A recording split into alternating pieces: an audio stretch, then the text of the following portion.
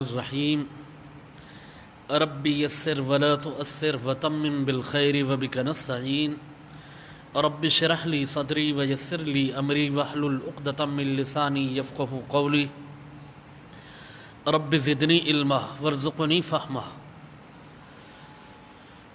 اعوذ باللہ من الشیطان الرجیم بسم اللہ الرحمن الرحیم وَإِذْ قَالَ رَبُّكَ لِلْمَلَائِكَةِ إِنِّي جَاعِلٌ فِي الْأَرْضِ خَلِيفَةً قَالُوا أَتَجْعَلُ فِيهَا مَنْ يُفْسِدُ فِيهَا وَيَسْفِكُ الدِّمَاءَ وَنَحْنُ نُسَبِّحُ بِحَمْدِكَ وَنُقَدِّسُ لَكَ قَالَ إِنِّي أَعْلَمُ مَا لَا تَعْلَمُونَ۔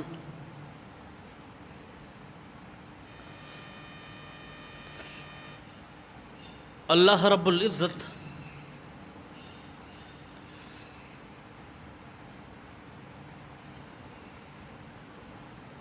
اس آیت مبارکہ سے زمین کے اندر اپنے نائب بنانے کے متعلق ذکر فرمایا ہے۔ فرمایا اللہ رب العزت نے وَإِذْ قَالَ رَبُّكَ لِلْمَلَائِكَةِ إِنِّي جَاعِلٌ فِي الْأَرْضِ خَلِيفَةً، اور جب فرمایا تیرے رب نے فرشتوں کو بے شک میں بنانے والا ہوں زمین میں نائب خلیفہ۔ قالوا اتجعل فيها من يفسد فيها ويسفك الدماء، فرشتوں نے جواباً عرض کیا کیا بناتا ہے آپ اس زمین کے اندر ایسی مخلوق جو فساد پھیلائے گی اس زمین میں، ویسفک الدماء اور خون بہائے گی، وَنَحْنُ نُسَبِّحُ بِحَمْدِكَ وَنُقَدِّسُ لَكَ، اور ہم آپ کے حمد کی تسبیحات بیان کرتے ہیں اور آپ کی پاکیزگی کو بیان کرتے ہیں۔ اللہ رب العزت نے جواب میں فرمایا انی اعلم ما لا تعلمون، بے شک میں ہی جانتا ہوں وہ کچھ جو تم نہیں جانتے۔ خلیفہ کہا جاتا ہے نائب کو، جس کے متعلق علماء مفسرین نے لکھا ہے من یخلفنی فی تنفیذ احکامی فیہا، جو شخص میرا نائب بنے، خلیفہ بنے میرے احکام کے نافذ کرنے میں اس زمین کے اندر، یعنی اللہ رب العزت کا خلیفہ وہ ہے جو اللہ کے احکامات کو اللہ کی زمین میں نافذ کرے۔ وہ خلیفہ اول حضرت آدم علیہ السلام ہے۔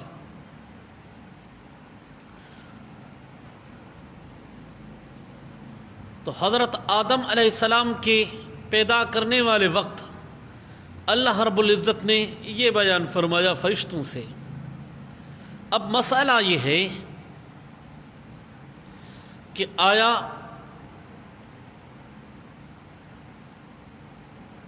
اللہ رب العزت نے جو فرشتوں سے یہ بات فرمائی انی جاعل فی الارض خلیفہ، تو اس سے اللہ رب العزت کو مشورہ لینے کی ضرورت تھی یا کوئی اور مقصد تھا؟ یہ چیز تو طے ہے، مشورے کی ضرورت اس شخص کو ہوتی ہے جو کسی چیز کے تمام پہلو کو سمجھ نہ سکے، ان کے نقصانات ان کے منافع کو سمجھ نہ سکے، مشورے کی ضرورت اسی کو ہوتی ہے۔ تو اللہ رب العزت اس چیز سے پاک ہے، یعنی ہر شے کا علم اللہ رب العزت کو ہے، شے کے نفع اور نقصان کا علم اللہ رب العزت کو ہے، لہذا اللہ رب العزت کو مشورے کی ضرورت نہیں۔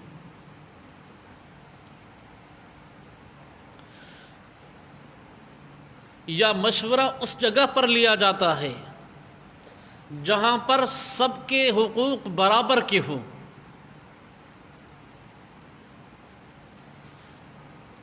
جس طرح آج کل پارلیمنٹ کے ممبران ہوتے ہیں، تو پارلیمنٹ کے ممبران کو برابر کے حقوق حاصل ہوتے ہیں، اور اسی پارلیمنٹ میں سب اپنا مشورہ دیتے ہیں، یا کوئی کونسل وغیرہ ہو تو اسی کونسل میں تمام ممبران کو برابری کی حیثیت حاصل ہوتی ہے، لہذا وہاں پر سب مشورہ دیتے ہیں۔ تو اس جگہ پر یہ چیز بھی نہیں۔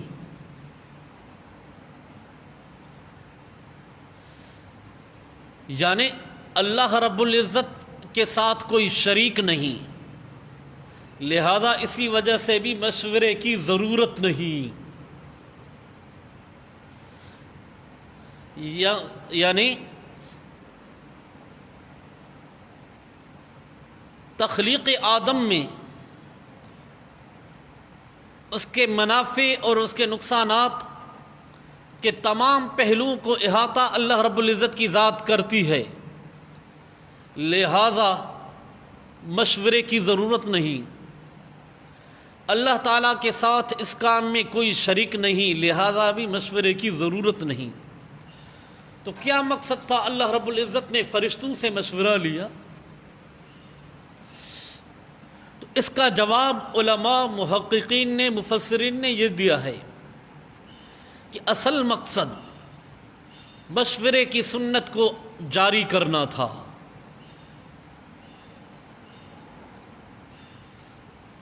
اللہ رب العزت نے مشورے کی سنت کو جاری کیا، جس طرح جناب رسول اکرم صلی اللہ علیہ وسلم کو اللہ رب العزت نے فرمایا وَشَاوِرْهُمْ فِي الْأَمْرِ فَإِذَا عَزَمْتَ فَتَوَكَّلْ عَلَى اللَّهِ۔ تو مشورے کا حکم فرمایا اللہ رب العزت نے، حالانکہ جناب رسول اکرم صلی اللہ علیہ وسلم کو وحی کے ذریعے اللہ رب العزت رہنمائی فرماتا ہے، لیکن اس کے باوجود مشورے کی سنت کو جاری کرنے کے لیے اللہ رب العزت نے جناب رسول اکرم صلی اللہ علیہ وسلم سے فرمایا شاورہم فی الامر۔ تو اس جگہ بھی تخلیق آدم میں اللہ رب العزت نے فرشتوں سے جو فرمایا انی جاعل فی الارض خلیفہ، اس کا مقصد بھی یہی تھا کہ مشورے کی سنت کو جاری کرنا۔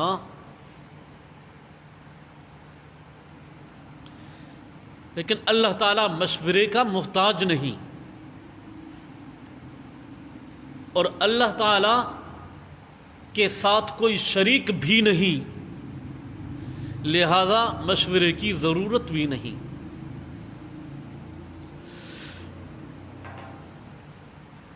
ایک روایت ہے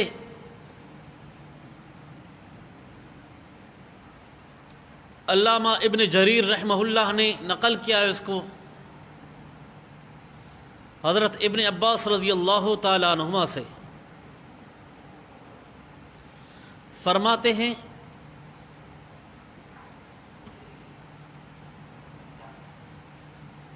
کہ فرشتے آپس میں گفتگو کر رہے تھے، اللہ رب العزت ایسی مخلوق نہیں پیدا فرمائے گا جو زیادہ اکرام والی ہو، ہم سے ہمارے مقابلے میں عزت والی اور زیادہ علم والی ہو۔ تو اللہ رب العزت نے ان کو یہ بتایا کہ تم سے زیادہ شرافت والی مخلوق میں پیدا کرنے والا ہوں۔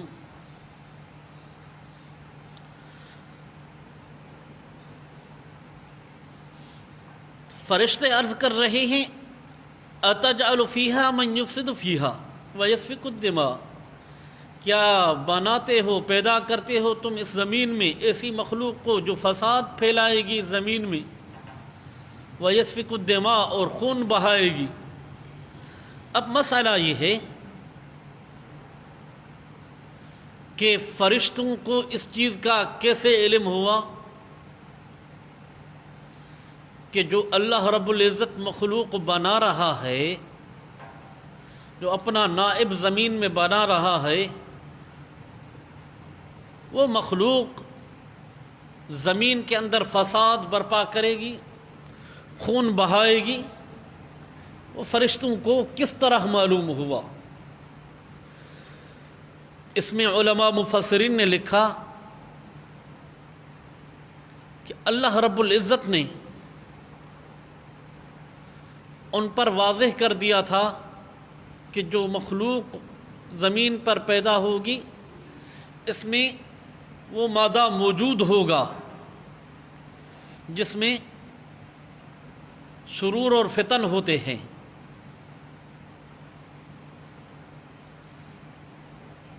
اور کچھ علماء مفسرین کی رائے یہ ہے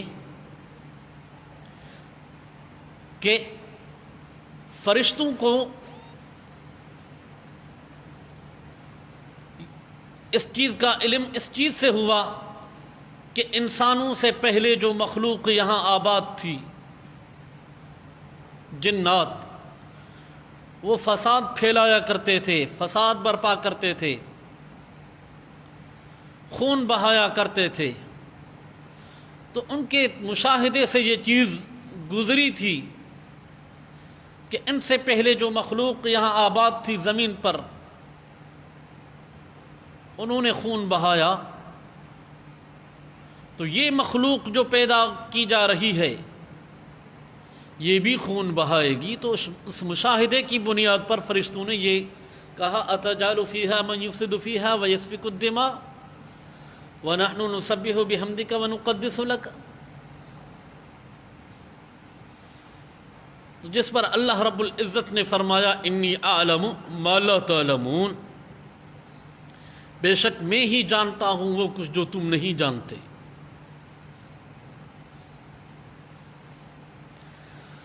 تو یہ جو مخلوق میں پیدا کر رہا ہوں اس میں مادہ فساد کا بھی ہوگا لیکن وہ غالب نہیں ہوگا۔ اب مسئلہ یہ ہے کہ اللہ رب العزت نے اپنے احکام کے نفاذ کے لیے فرشتوں کی ذمہ داری کیوں نہ رکھی؟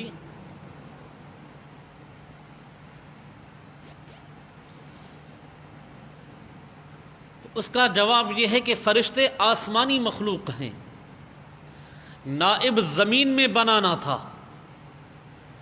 اگر زمین میں ان کو بسایا جاتا تو ان کو فرشتے والی صفت سے نکال کر انسان والی صفت میں ڈھالا جاتا، تو وہ پھر فرشتے فرشتے نہیں رہتے۔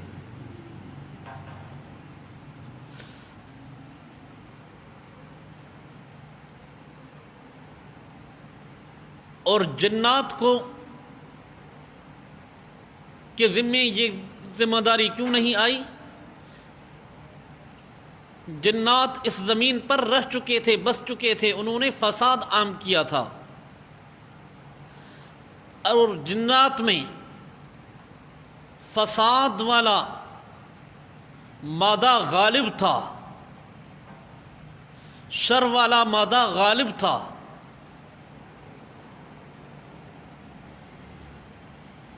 اب ایک معتدل المزاج مخلوق اللہ رب العزت پیدا فرماتا ہے۔ فرشتوں میں تو لا یعصون اللہ ما امرہم ویفعلون ما یؤمرون، اللہ کے حکم کی نافرمانی نہیں کرتے فرشتے، اور وہ کچھ کرتے ہیں جس کا حکم کیا جاتا ہے ان کو۔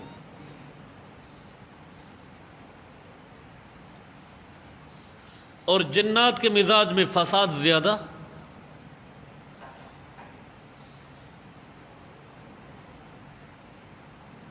اور انسان معتدل المزاج، یعنی شر والا مادہ موجود لیکن وہ غالب نہیں۔ تو یہ ذمہ داری اللہ رب العزت نے اس مخلوق انسان کے اوپر ڈالی کہ زمین کے اندر اللہ کے احکام کو نافذ کرو۔ سمجھا؟ خلیفہ کے معنی کیا ہوئی؟ من یخلفنی فی تنفیذ احکامی فیہا، جو شخص میرا نائب بنے میرے احکام کے نافذ کرنے میں اس زمین کے اندر۔ یہ انسان اللہ رب العزت کا نائب ہے زمین کے اندر، اللہ تعالیٰ کے احکامات کو نافذ کرنے میں۔ آگے اللہ رب العزت نے فرمایا وَعَلَّمَ آدَمَ الْأَسْمَاءَ كُلَّهَا ثم عرضهم على الملائكة فقال انبئوني بأسماء هؤلاء إن كنتم صادقين. اور بتلائے آدم علیہ السلام کو تمام اشیاء کے نام. ثم عرضهم على الملائكة پھر پیش کی وہ اشیاء فرشتوں پر. فقال انبئونی باسماء هؤلاء ان کنتم صادقین. پس فرمایا بتلاؤ ان اشیاء کے نام اگر تم سچے ہو.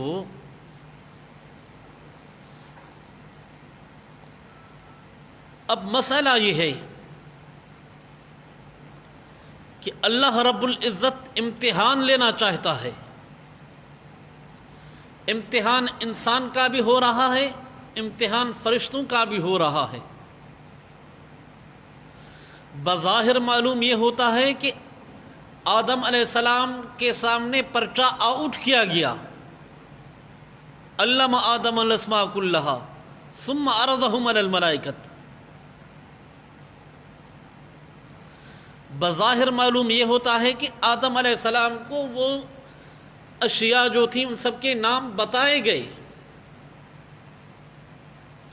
اور فرشتوں پر وہ اشیاء پیش کی گئیں اور فرشتوں سے کہا گیا کہ ان کے نام بتاؤ اگر تم سچے ہو. تو یہ امتحان تو نہیں، بظاہر اس طرح معلوم ہوتا ہے. لیکن صورتحال یہ ہے کہ اس آیت مبارکہ سے یا قرآن مجید میں کسی اور آیت مبارکہ سے یہ چیز کہیں معلوم نہیں ہوتی کہ اللہ رب العزت نے تنہائی میں آدم علیہ السلام کو ان اشیاء کے نام بتائے ہوں. کہیں بھی اس چیز کا ذکر نہیں. ملائکہ کی موجودگی میں اللہ رب العزت نے حضرت آدم علیہ السلام کو ان کے نام بتلائے تھے. چونکہ فرشتوں کا ان اشیاء سے کوئی کام نہیں تھا، کوئی غرض نہیں تھا، لہذا فرشتوں نے ان اشیاء کے ناموں کو سنا انسنا کر دیا. آدم علیہ السلام کے ان اشیاء کے ساتھ معاملات جڑے ہوئے تھے، تعلق قائم تھا، لہذا حضرت آدم علیہ السلام نے ان اشیاء کے نام محفوظ کر لیے. جس طرح ایک عام آدمی ہو، اس کے سامنے ہم درس نظامی کے کتابوں کے نام لیں کہ کنز بھی ہے، قدوری بھی ہے، کافیہ جامی بھی ہے، اسی طرح بخاری مسلم بھی ہے، وغیرہ وغیرہ نام لیں کتابوں کے. ان کا ان کتابوں کے ساتھ کوئی کام ہی نہیں تو ان ناموں کو یاد بھی نہیں کریں گے. ہاں اگر درس نظامی کو حاصل کرنے والا کوئی طالب علم ہو، علم حاصل کرنے والا طالب علم، ان کے سامنے اگر کتابوں کے نام لیے جائیں گے تو ان کی طرف پورے توجہ سے ان کو سنے گا. اچھا یہ کتاب بھی پڑھنی ہے مجھے، یہ بھی مجھے پڑھنی ہے، یہ بھی مجھے پڑھنی ہے. تو چونکہ اس کا مقصد اور اس کا حصول اس طالب علم کے ساتھ جڑا ہوا ہے، لہذا ان ناموں کو وہ یاد رکھتا ہے. اور جس آدمی کا ان کتابوں کے ساتھ کوئی مقصد، کوئی حصول وغیرہ جڑا ہوا نہیں ہوتا، وہ ان باتوں کو یاد بھی نہیں کرتا. تو فرشتوں کو بھی اس زمین کے اشیاء اور ان کے نام کے ساتھ کوئی غرض، کوئی کام نہیں تھا، لہذا انہوں نے ان کو یاد نہیں کیا. لیکن فی نفسہ اللہ رب العزت نے سب کے سامنے ان اشیاء کے نام حضرت آدم علیہ السلام کو بتلائے تھے.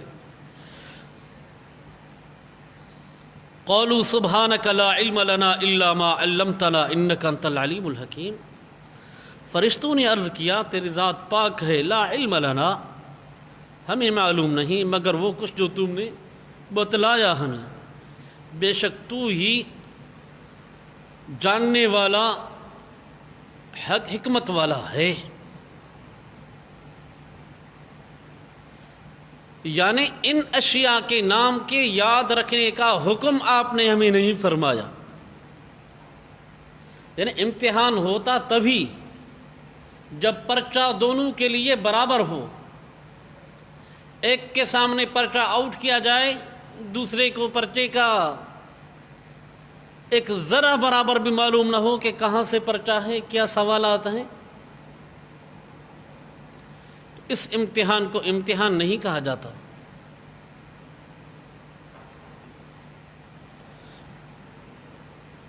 چونکہ آدم علیہ السلام کو جو بتائے گئے نام اور آدم علیہ السلام کا ان اشیاء کے ساتھ ربط اور تعلق رہنا تھا دنیا کے اندر، لہذا آدم علیہ السلام نے ان اشیاء کے نام کو یاد کر لیا، محفوظ کر لیا. فرشتوں نے ان اشیاء کے ناموں کو یاد نہیں کیا. قال یا آدم انبئهم باسمائهم فلما انبأهم باسمائهم قال الم اقل لكم انی اعلم غیب السماوات والارض واعلم ما تبدون وما کنتم تکتمون. اللہ رب العزت نے فرمایا اے آدم انبئهم باسمائهم، بتاؤ ان کو ان کے نام، یعنی ان اشیاء کے جو نام ہے وہ ان کو بتاؤ. فلما انبأهم باسمائهم، پس جب بتایا ان کو ان کے نام، قال الم اقل لكم انی اعلم غیب السماوات والارض واعلم ما تبدون وما کنتم تکتمون. اللہ رب العزت نے فرمایا الم اقل لكم، کیا میں نے تم سے نہیں کہا تھا انی اعلم غیب السماوات والارض، بے شک میں جانتا ہوں زمین اور آسمان کے پس پردہ اشیاء کو. وَأَعْلَمُ مَا تُبْدُونَ وَمَا كُنْتُمْ تَكْتُمُونَ، اور میں جانتا ہوں اس چیزوں کو، اس اشیاء کو جن کو تم ظاہر کرتے ہو اور ان باتوں کو جن کو تم چھپاتے ہو. تو اللہ رب العزت نے گویا کہ ان کے اس سوال کا جواب دیا. فرشتوں نے کہا تھا اَتَجْعَلُ فِيهَا مَنْ يُفْسِدُ فِيهَا وَيَسْفِكُ الدِّمَاءَ،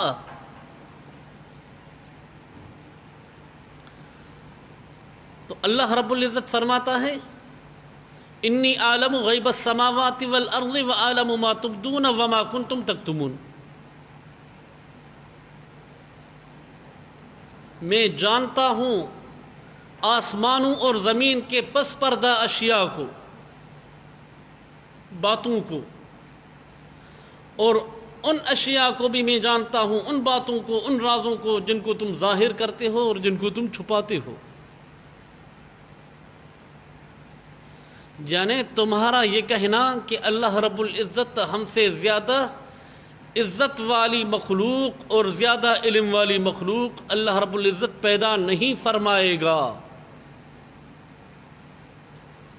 جو تم اپنے دلوں میں یا آپس میں باتیں کرتے ہوئے جن باتوں کا تذکرہ کرتے ہو ان کو میں جانتا ہوں. تو علم کے اعتبار سے آدم علیہ السلام کی فوقیت ثابت ہو گئی کہ آدم علیہ السلام نے اس علم کو محفوظ بھی کیا، بیان بھی کر دیا. فرشتوں نے محفوظ نہیں کیا اور بیان بھی نہیں کر سکے. تو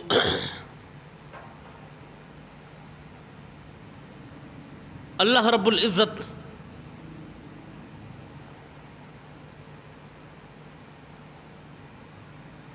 آگے فرماتا ہے وَإِذْ قُلْنَا لِلْمَلَائِكَةِ اسْجُدُوا لِآدَمَ فسجدوا الا ابلیس ابا واستکبر وکان من الکافرین۔ اور جب کہا ہم نے فرشتوں سے، کیا کہا؟ اسجدوا لآدم، آدم علیہ السلام کو سجدہ کرو۔ فسجدوا الا ابلیس، پس سجدہ کیا مگر ابلیس نے نہیں۔ ابا واستکبر، انکار کیا اور تکبر کیا، خود کو بڑا سمجھا ابلیس نے۔ وکان من الکافرین، اور وہ کافروں میں سے تھا۔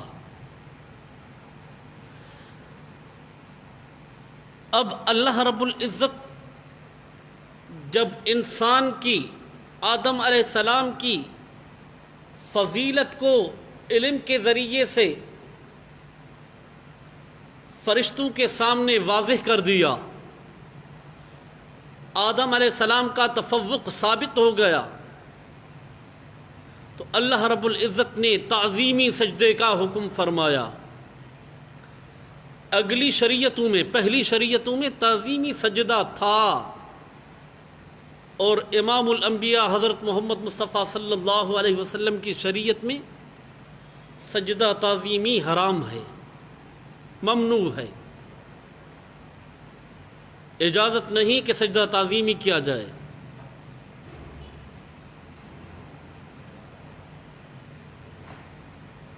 ہر شریعت کے احکامات اپنے اپنے ہوتے ہیں۔ مثلا حضرت آدم علیہ السلام اور بی بی حوا علیہ السلام سے جو اولاد پیدا ہوئی تو وہ آپس میں رشتوں میں بھائی بہن تھے۔ آدم کی اولاد حوا کی اولاد کا رشتہ آپس میں کیا ہوگا؟ بھائی بہن والا۔ لیکن اس شریعت میں ان کا آپس میں نکاح جائز تھا، بعد میں اس کی ممانعت ہوئی۔ تو سجدہ تعظیمی پہلی امتوں میں جائز تھا، لیکن بعد میں اس کی ممانعت ہوئی۔ اب سجدہ تعظیمی کی اجازت نہیں، تعظیم صرف رب کی ہوگی، عبادت صرف رب کی ہوگی۔ تعظیم بڑوں کی جائے گی، لیکن سجدے کی صورت میں نہیں، عبادت والی صورت میں نہیں، یعنی جس صورت میں عبادت کی جاتی ہے اسی کیفیت میں کسی کی تعظیم نہیں کی جائے گی، کیونکہ اس شریعت میں اس کی ممانعت ہے۔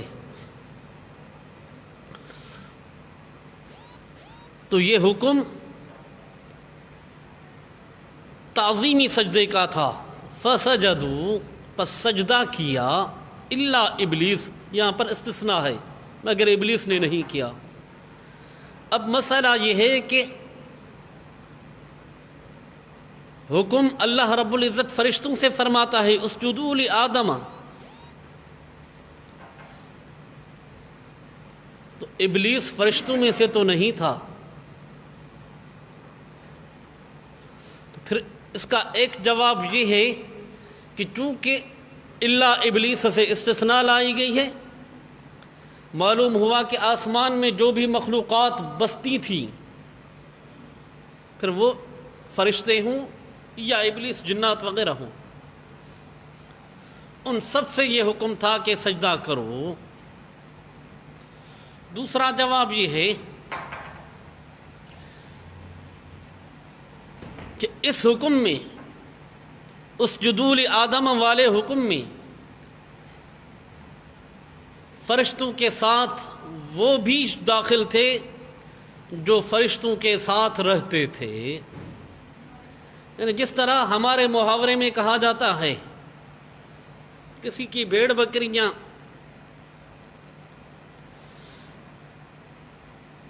کسی کی زمین میں جائیں فصل میں، تو کاشتکار کہتا ہے اپنی اب بکریاں نکالو، ان بکریوں میں ایک دو بھیڑیں بھی ہوں، اس سے یہ مقصد نہیں ہوتا کہ بھیڑیں بھلے یہاں پر رہیں، فصل کو بہلاتی رہیں، باقی بکریوں کو نکالو، یہ مقصد نہیں ہوتا. یعنی بکریوں کے ساتھ جو بھیڑیں ہیں ان کو بھی نکالو، دمبے ہیں انہیں بھی نکالو. تو یہاں پر اللہ رب العزت کا حکم اسجدوا لآدم یہ صرف فرشتوں کے لیے نہیں تھا، بلکہ فرشتوں کے ساتھ رہنے والے دوسری مخلوقات کے لیے بھی تھا.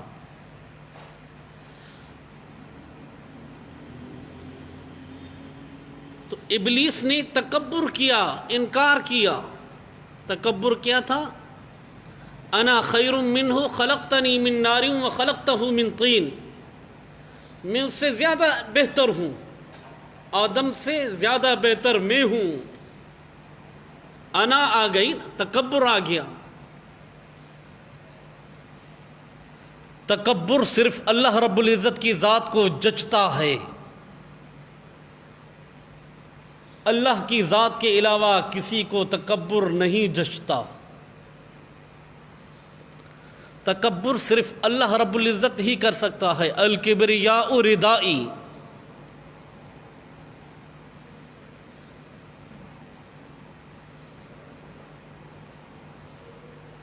تو فرشتوں نے حکم پر عمل کیا، فسجدوا. ابلیس نے انکار کیا. انکار کی وجہ کیا؟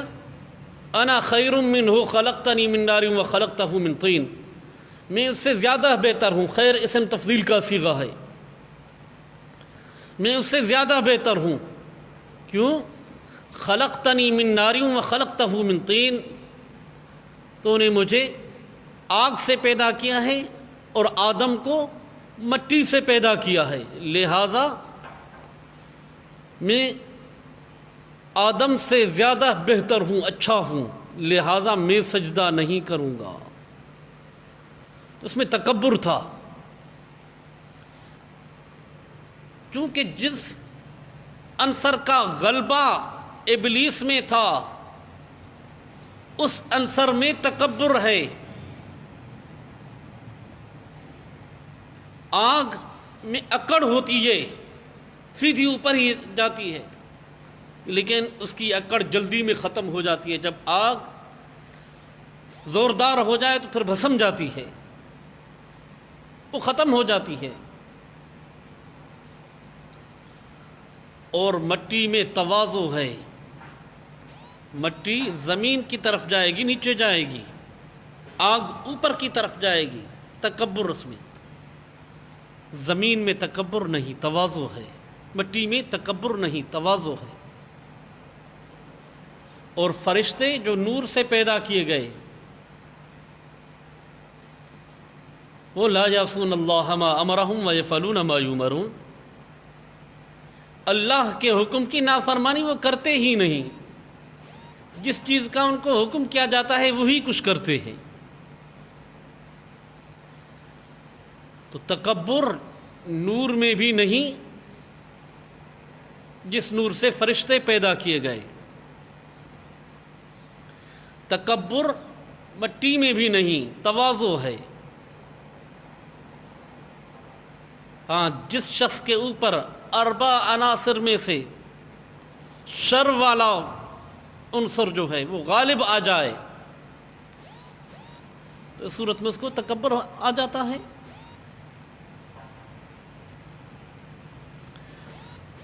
اللہ رب العزت فرماتا ہے وَكَانَ مِنَ الْكَافِرِينَ، اور تھا کافروں میں سے. ابلیس کے متعلق ہے کہ اللہ رب العزت کے لیے اتنے سجدے کیے تھے کہ روئے زمین پر کوئی جگہ چھوڑی ہی نہیں. علماء مفسرین نے لکھا ہے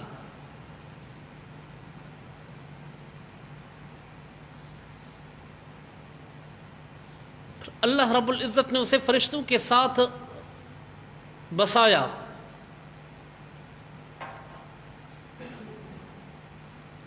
لیکن جب امتحان کا وقت آیا تو امتحان میں ناکام ہوا.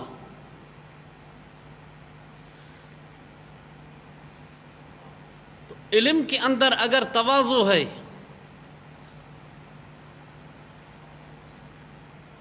تو وہ بلندی درجات پر پہنچتا ہے،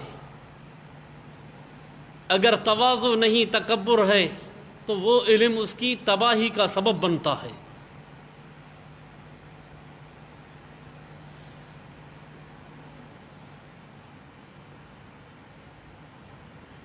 تکبر عزازیل را خوار کرد، بزندان لعنت گرفتار کرد۔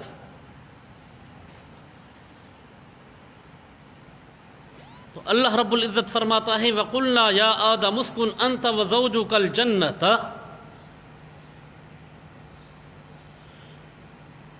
وَكُلَا مِنْهَا رَغَدًا حَيْثُ شِئْتُمَا وَلَا تَقْرَبَا هَٰذِهِ الشَّجَرَةَ فَتَكُونَا مِنَ الظَّالِمِينَ۔ اور ہم نے کہا اے آدم سکونت پذیر ہو تو اور تیری بیوی جنت میں،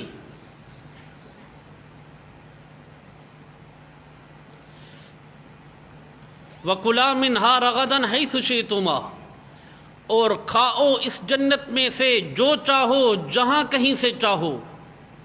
رغدن یعنی جو چاہو، یعنی ایسا محسوس نہیں کرو کہ ہمارے اس کھانے کی وجہ سے اللہ رب العزت شاید ناراض ہو کہ اتنا کیوں کھایا۔ جو چاہو کھاؤ، جہاں سے چاہو کھاؤ، لیکن وَلَا تَقْرَبَا هَٰذِهِ الشَّجَرَةَ، اس درخت کے قریب نہیں جانا، فَتَكُونَا مِنَ الظَّالِمِينَ، پس ہو جاؤ گے تم ظالموں میں سے۔ یعنی اگر ان حدود کو متجاوز کر دیا، حدود سے تجاوز کر گئے، تو اس صورت میں ظالموں میں سے ہو جاؤ گے۔ حدود کے اندر رہو۔ اب یہ درخت کس چیز کا تھا؟ قرآن مجید میں اس کا تذکرہ نہیں، احادیث طیبہ میں اس کا تذکرہ نہیں۔ ہاں البتہ ائمہ علماء تفسیر جو ہیں، ائمہ تفسیر، ان سے مختلف اقوال آئے ہیں۔ بعض نے کہا کہ یہ گندم کا درخت ہے، گندم کی فصل کے لیے اللہ رب العزت نے فرمایا لا تقربا هذه الشجرۃ۔ بعض علماء مفسرین کی رائے یہ ہے کہ یہ انجیر کا درخت ہے، جس کے متعلق اللہ رب العزت نے فرمایا لا تقربا هذه الشجرۃ۔ اور بعض علماء مفسرین کی رائے یہ ہے کہ یہ انگور کا درخت ہے۔ بہرحال یہ اقوال ہیں علماء کے، قرآن مجید میں بھی اس کی کوئی وضاحت نہیں آئی وہ شجر کون سا شجر تھا جس کی ممانعت ہوئی، اس کے قریب جانے سے منع کیا گیا تھا، اور نہ احادیث طیبہ میں اس کا کوئی تذکرہ ہے کہ کون سا وہ درخت تھا۔ باقی یہ علماء مفسرین کی رائے ہیں۔ تو اللہ رب العزت نے حضرت آدم علیہ السلام کو اور بی بی حوا علیہ السلام کو جنت میں سکونت اختیار کرنے کا فرمایا، اسکن انت وزوجک الجنت۔ اس کی وجہ کیا تھی؟ کیونکہ اگر اس مخلوق کو جو زمین کے لیے پیدا کی گئی، جو خلیفہ بنا زمین میں آدم علیہ السلام، انی جاعل فی الارض خلیفہ، اگر اسی وقت ہی ان کو زمین پر بھیجا جاتا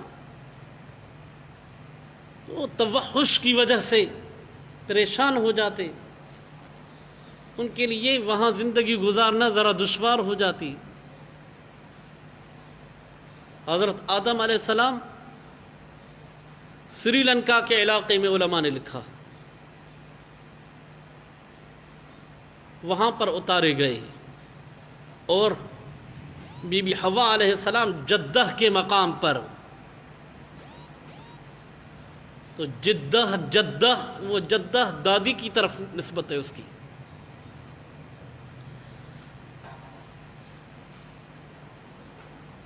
ایک محقق نے لکھا اپنی کتاب میں کہ حضرت آدم علیہ السلام سندھی تھا. کیوں سندھی تھا؟ اس کا دلیل اس نے یہ دیا کہ قدیم زمانے میں سندھ بہت بڑی اراضی کا نام تھا. سری لنکا بھی سندھ میں آتی تھی. یہ علاقے سارے سندھ میں آتے تھے، لہذا سندھ میں آنے کی وجہ سے وہ سندھی تھا. وہ ان کی اپنی تحقیق ہے، اپنی مرضی ہے، لیکن ان معاملات میں پڑھنا اچھی بات نہیں. سب کے دادا ہیں، ابو البشر ہیں.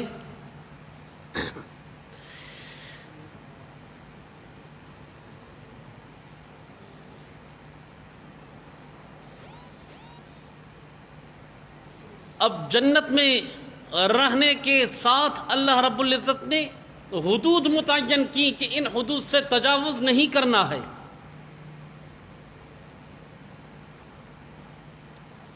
وہ کیوں؟ کہ چونکہ اللہ رب العزت نے انسان کو زمین میں بھیجنا تھا، زمین میں خلیفہ مقرر کرنا تھا حضرت آدم علیہ السلام کو.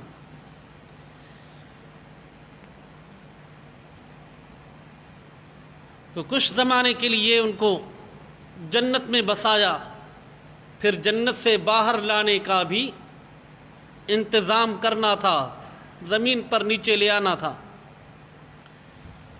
اگر اس حد سے تجاوز کر گئے تو جنت سے نکلنا پڑے گا، زمین پر جانا ہے.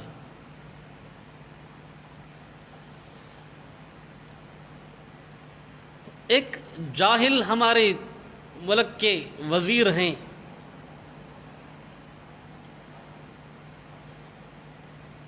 وہ علماء پر بہت ہی کیچڑ اچھالتا ہے. اس نے اپنی تحقیق بیان کی کہ ابلیس جنت میں رہتا تھا، جنت سے نکالا گیا، اس وجہ سے وہ پریشان تھا. تو ابلیس جنت میں نہیں رہتا تھا، آسمانوں میں تو رہتا تھا لیکن جنت میں نہیں. تو جنت میں حضرت آدم علیہ السلام تھے. حضرت آدم علیہ السلام جنت سے زمین پر لائے گئے. اگر ہماری قیادت پارلیمنٹ سے باہر بیٹھی ہے تو ان کی وہ جو مشابہت تھی، وہ مشابہت غلط بیان کی اس نے. مشابہت یہ ہے کہ حضرت آدم علیہ السلام سے تو مشابہت بن سکتی تھی، لیکن اس پارلیمنٹ وغیرہ کو جنت سے تشبیہ دینا یہ جنت کی توہین ہے. اس نے توہین کی، جنت کی اہانت کی ہے. بس اللہ سمجھ عطا فرمائے. اگر ان باتوں میں جائیں گے تو پھر یہ تفسیر رہ جائے گا، لہذا اب تفسیر کی طرف آتے ہیں.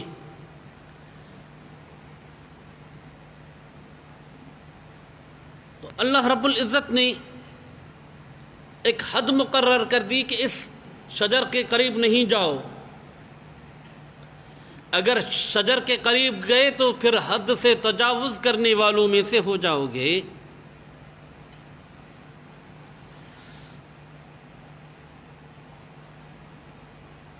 اللہ رب العزت فرماتا ہے فَأَزَلَّهُمَا الشَّيْطَانُ عَنْهَا فَأَخْرَجَهُمَا مِمَّا كَانَا فِيهِ وَقُلْنَا اهْبِطُوا بَعْضُكُمْ لِبَعْضٍ عَدُوٌّ وَلَكُمْ فِي الْأَرْضِ مُسْتَقَرٌّ وَمَتَاعٌ إِلَىٰ حِينٍ فَأَزَلَّهُمَا الشَّيْطَانُ عَنْهَا، بس ہٹایا ان دونوں کو، حضرت آدم اور بی بی حوا کو، شیطان نے اس جنت سے ہٹا دیا. فَأَخْرَجَهُمَا مِمَّا كَانَا فِيهِ، پس نکالا ان دونوں کو اس نعمتوں سے جس میں وہ تھے. یعنی جنت سے نکالنے کا سبب ابلیس بنا، شیطان بنا. وہ کس طرح؟ علماء مفسرین نے لکھا، خود اللہ رب العزت نے بھی فرمایا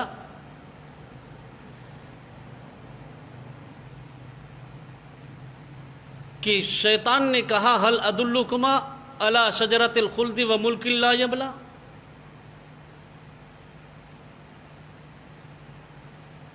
کیا میں آپ کو رہنمائی نہ کروں ایسے درخت کے متعلق جو ہمیشہ رہنے کا سبب بنے، ایسی بادشاہی جو پرانی نہ ہو؟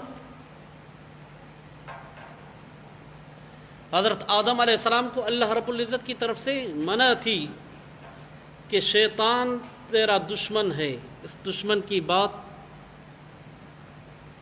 کو قبول نہیں کرنا۔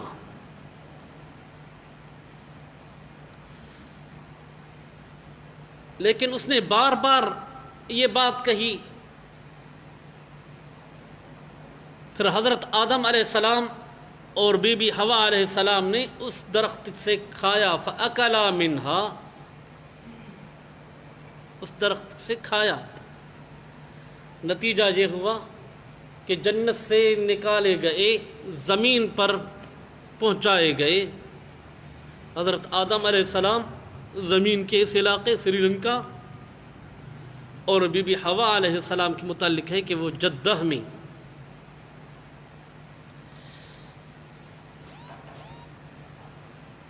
اللہ رب العزت فرماتا ہے وَقُلْ نَهْبِطُوا بَعْضُكُمْ لِبَعْضٍ عَدُوٌّ، اور ہم نے کہا اترو، تمہارا بعض کا دشمن ہے، یعنی آسمان سے جنت سے اترو، زمین پر جاؤ، تمہارا بعض کا دشمن ہے۔ تیری اولاد، تمہاری اولاد ایک دوسرے کے ساتھ دشمنی کرے گی، اور اسی طرح سے ابلیس تمہارا دشمن ہے، ذریت ابلیس بھی تمہاری دشمن، ابلیس بھی تمہارا دشمن۔ ابلیس آدم کا دشمن، ذریت ابلیس ذریت آدم کے دشمن۔ وَلَكُمْ فِي الْأَرْضِ مُسْتَقَرٌّ وَمَتَاعٌ إِلَىٰ حِينٍ، اور تمہارے لیے زمین میں جائے قرار ہے اور نفع ہے وقت مقرر تک، یعنی جتنا زمانہ تمہیں دنیا میں رہنا ہے، جائے قرار بھی وہیں ہے، زمین پر ہے، اور نفع بھی وہیں سے ہی حاصل کریں گے، لیکن وہ وقت مقرر تک، جتنی عمر لکھی ہوئی ہے، یا بنی نوع آدم کے لیے جب تک قیامت قائم ہو اس وقت تک زمین پر ہی بسنا ہے، زمین پر ہی قرار حاصل کرنا ہے، زمین کے ہی منافع سے فائدہ حاصل کرنا ہے، وغیرہ وغیرہ۔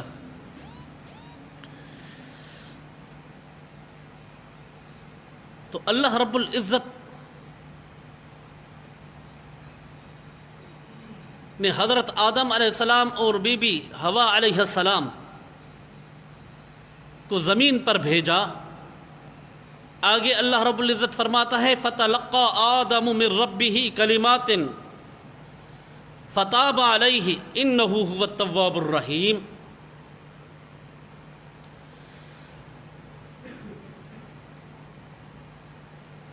بس حضرت آدم علیہ السلام نے اپنے رب کی طرف سے سیکھے چند کلمات، اللہ رب العزت نے انہیں چند کلمات سکھائے۔ وہ کیا تھے؟ ربنا ظلمنا انفسنا وان لم تغفر لنا وترحمنا لنکونن من الخاسرین۔ اللہ رب العزت کی طرف سے ان کا القاء ہوا۔ حضرت آدم علیہ السلام، بی بی حوا علیہ السلام، دونوں نے یہ الفاظ اپنی زبان پر جاری کیے، ربنا ظلمنا انفسنا وان لم تغفر لنا وترحمنا لنکونن من الخاسرین۔ یہ پڑھتے رہے۔ اللہ رب العزت نے پھر فرمایا فتاب علیہ، بس اللہ رب العزت نے توبہ قبول کر لی، رجوع کو قبول کر لیا حضرت آدم علیہ السلام پر۔ انہ هو التواب الرحیم، بے شک وہ بخشنے والا مہربان ہے، توبہ کو قبول کرنے والا مہربان ہے۔ یعنی اللہ رب العزت اپنے بندوں کی لغزشوں کو معاف کرنے کے لیے ہر وقت تیار ہے. بندہ اپنے رب کے دروازے پر آئے تو صحیح، اپنے گناہوں پر ندامت تو ظاہر کرے. گناہوں پر ندامت ظاہر نہ کرے، اکڑا رہے تو اللہ رب العزت بھی توبہ کی توفیق نہیں عطا فرماتا. ہاں، جب انسان اپنی ندامت کو ظاہر کرتا ہے، اپنے گناہوں کی معافی طلب کرتا ہے تو اللہ رب العزت اسے معاف کر دیتا ہے. تو اللہ رب العزت نے فرمایا قُلْ نَهْبِطُوا مِنْهَا جَمِيعًا فَإِمَّا يَأْتِيَنَّكُم مِّنِّي هُدًى فَمَن تَبِعَ هُدَايَ فَلَا خَوْفٌ عَلَيْهِمْ وَلَا هُمْ يَحْزَنُونَ. ہم نے کہا اہبطوا منہا جمیعاً، اترو اس جنت سے جمیعاً سب. پہلے کیا حکم تھا؟ اہبطوا بعضکم لبعض عدو، اترو تمہارے بعض کے دشمن ہیں. اب جب توبہ قبول ہو گئی، اللہ رب العزت کی طرف سے سکھایا گیا حضرت آدم علیہ السلام چند کلمات، سیکھنے کے بعد جب وہ کلمات اپنی زبان پر جاری کیے تو اللہ رب العزت نے توبہ کو قبول کر لیا حضرت آدم علیہ السلام سے.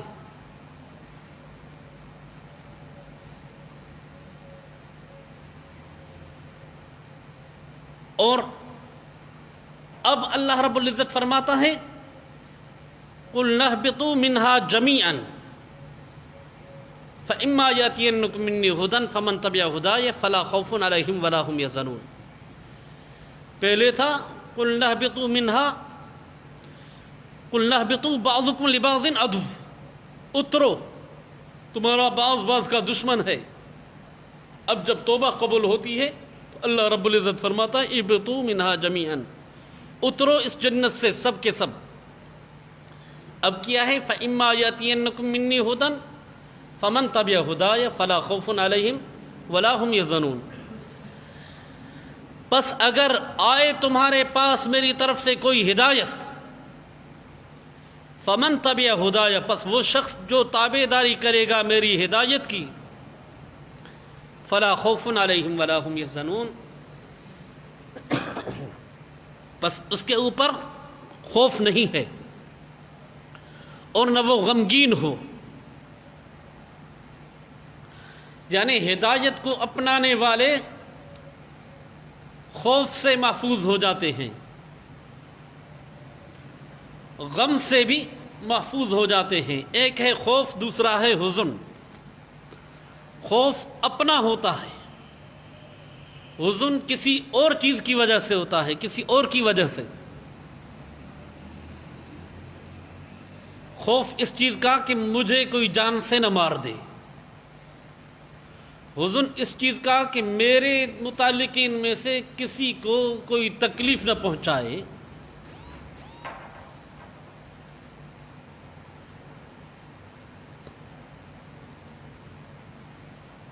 حضرت ابو بکر صدیق رضی اللہ تعالیٰ عنہ سے اللہ رب العزت کے حبیب کریم صلی اللہ علیہ وسلم نے فرمایا لا تحزن ان اللہ معنا، لا تخف نہیں فرمایا، لا تحزن. لا تخف اس وقت فرماتے جب حضرت ابو بکر صدیق رضی اللہ تعالیٰ عنہ کو اپنی جان کا خطرہ ہوتا کہ شاید مجھے مشرکین مکہ نقصان نہ پہنچائیں. رسول اللہ صلی اللہ علیہ وسلم کو اس چیز کا علم تھا کہ حضرت ابو بکر صدیق کو اپنی جان سے زیادہ میری جان عزیز ہے، لہٰذا رسول اللہ صلی اللہ علیہ وسلم نے الفاظ ذکر فرمائے لا تحزن ان اللہ معنا، غمگین نہ ہو. یعنی یہ غم اپنی دل سے نکال دو کہ دشمن تجھ سے تیرا حبیب چھین کر جائیں گے، ان کو شہید کر دیں گے. اس چیز کا حزن نہیں کرو، غم نہ کرو. ان اللہ معنا، اور حضرت موسیٰ علیہ السلام کے واقعے میں کیا ہے؟ لا تخف ولا تحزن انا منجوک واہلک الا امرأتک. حضرت موسیٰ علیہ السلام کا واقعہ نہیں بلکہ حضرت لوط علیہ السلام کا ہے. لا تخف ولا تحزن انا منجوک واہلک الا امرأتک.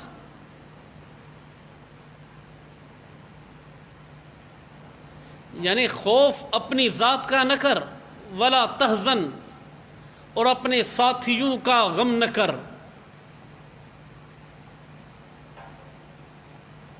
تو خوف جب اپنی ذات کا ہوتا ہے کہ مجھے نقصان نہ ہو جائے، وہاں پر لفظ خوف کا اطلاق ہوتا ہے.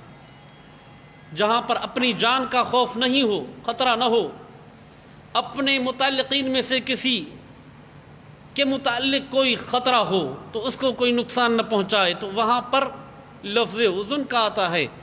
تو اللہ رب العزت نے فرمایا لا خوف علیہم ولا هم یحزنون. ان کے اوپر نہ خوف ہے نہ وہ غمگین ہوں گے.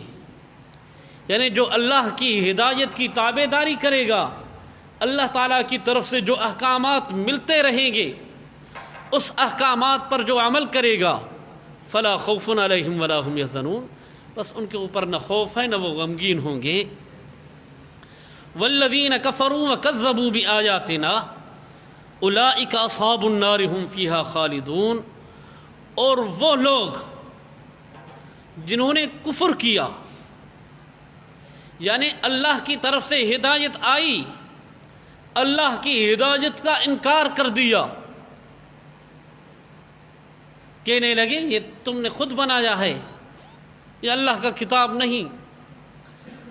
کہنے لگے کاہن ہے تو، ساحر ہے تو، شاعر ہے تو، وغیرہ وغیرہ. کفروا وکذبوا بآیاتنا، وہ لوگ جنہوں نے کفر کیا اور ہماری آیتوں کو جھٹلایا، تو ان کے متعلق اللہ رب العزت فرماتا ہے اولئک اصحاب النار هم فیہا خالدون. وہ جہنمی ہیں، وہ ہمیشہ اس جہنم میں رہیں گے. تو جو ہدایت کو اپناتا ہے اس کے لیے خوف بھی نہیں، اس کے لیے حزن بھی نہیں. جو ہدایت کا کفر کرتا ہے، اللہ رب العزت کی طرف سے ہدایت آ گئی، ہدایت کا کفر کرتا ہے، اللہ تعالیٰ کی طرف سے آیتیں آئیں، نشانیاں آئیں، نشانیوں کو جھٹلایا، معجزے عطا فرمائے، انبیاء اکرام کو، رسول اللہ صلی اللہ علیہ وسلم کو معجزے عطا کیے گئے، لیکن ان کو جھٹلایا، کذبوا بآیاتنا. تو ان کا نتیجہ کیا ہے؟ اولئک اصحاب النار، یہ جہنمی ہیں، ہم فیہا خالدون، وہ اس جہنم میں ہمیشہ رہنے والے ہیں. یعنی کافر کا ٹھکانہ جہنم ہی ہے اور مومن کا ٹھکانہ جنت ہے. اللہ رب العزت ہمیں ہدایت کو قبول کرنے والا بنائے، اللہ رب العزت ہمیں ہدایت پر چلنے والا بنائے، ہم سب کی کوتاہیاں معاف فرمائے. اللہ رب العزت ہمارے اوپر یہ آئے ہوئے ایک عذاب کرونا کی صورت میں، اس عذاب سے ہمیں اللہ رب العزت نجات عطا فرمائے اور ہماری تمام پریشانیاں دور فرمائے، دنیا آخرت کی بھلائیاں نصیب فرمائے، برائیوں سے بچائے. وآخر دعوانا ان الحمد للہ رب العالمین.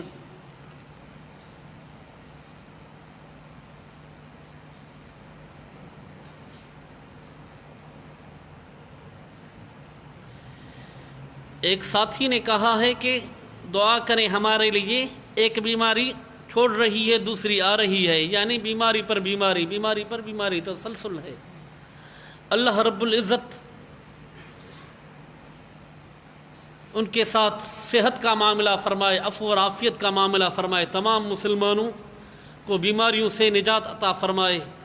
الحمد للہ رب العالمین والعاقبۃ للمتقین والصلاة والسلام علی سید المرسلین محمد وآلہ وصحبہ اجمعین. یا رب صلی وسلم دائما کثیرا ابدا علی حبیبک خیر الخلق کلہم هو الحبیب الذی ترجى شفاعته لكل حول من الاحوال مقتحم. اللهم وفقنا لما تحب وترضى واجعل آخرتنا خيرا من الأولى يا الله يا رحمن يا رحيم يا حي يا قيوم برحمتك نستغيث اللهم إنك عفو كريم تحب العفو فاعف عنا يا غفور يا غفور يا غفور اللهم فاطر السماوات والأرض أنت ولينا في الدنيا والآخرة توفنا مسلمين والحقنا بالصالحين غير خزايا ولا مفتونين غير خزايا ولا نادمين ربنا ظلمنا أنفسنا وإن لم تغفر لنا وترحمنا لنكونن من الخاسرين اللهم اشف مرضانا اللهم اشف مرضانا اللهم اشف مرضانا اللهم انصرنا فإنك خير الناصرين اللهم احفظنا فإنك خير الحافظين اللهم انصرنا فإنك خير الناصرين اللهم افتح لنا فإنك خير الفاتحين اللهم نجنا من القوم الظالمين اللهم إنا نجعلك في نحورهم ونعوذ بك من شرورهم یا اللہ ہماری کوتاہیوں کو معاف فرما یا اللہ ہم سب سے راضی ہو جا یا اللہ ہمارے بیماروں کو شفاء کاملہ عاجلہ مستمر عطا فرما یا اللہ جس ساتھی نے دعا کے لیے کہا اس ساتھی کو شفاء کاملہ عاجلہ مستمر عطا فرما اور بھی جو مسلمان بیمار ہیں ان سب کو شفاء کاملہ عاجلہ مستمر عطا فرما کرونا کی وبا میں بیمار ہیں یا اس کے علاوہ جو بھی امت مسلمہ کے افراد جہاں کہیں بھی بیمار ہیں امراض میں مبتلا ہیں یا اللہ ان سب کو شفاء کاملہ عاجلہ مستمر عطا فرما ہر قسم کی بیماریوں سے نجات عطا فرما شفا عطا فرما یا اللہ رحم کا معاملہ فرما کرم کا معاملہ فرما عفو اور عافیت کا معاملہ فرما معافات دائمہ کا معاملہ فرما یا اللہ ہمارے وطن عزیز کی حفاظت فرما وطن عزیز کو اندرونی بیرونی انتشار اور خلفشار سے بچا یا اللہ وطن عزیز کی نظریاتی اور جغرافیائی سرحدوں کی حفاظت فرما یا اللہ وطن عزیز کی دونوں سرحدوں کی حفاظت کرنے والوں کی حفاظت فرما نظریاتی اور جغرافیائی سرحدوں کی حفاظت کرنے والوں کی حفاظت فرما